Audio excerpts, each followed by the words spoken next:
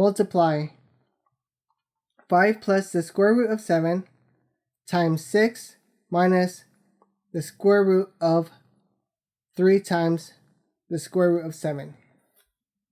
So here we're going to use our FOIL method of first, outside, inside, and last.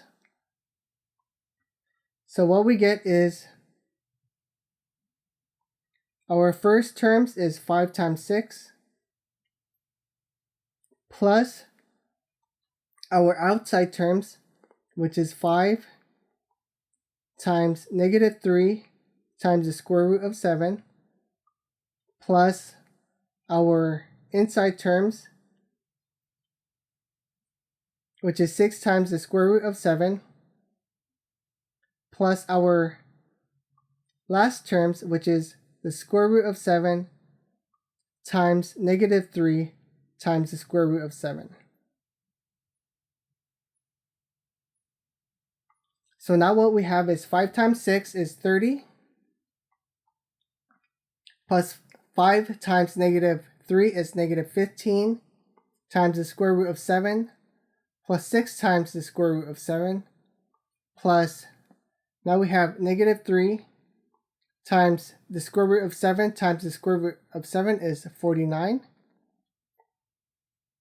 So now what we have is 30 plus, using the distributive property, negative 15 plus 6 times the square root of 7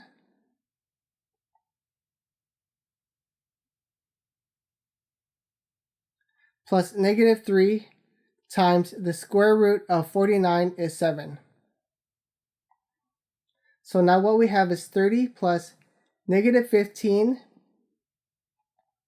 plus 6 is negative 9 times the square root of 7 plus negative 3 times 7 is 21. So now what we have is negative 21.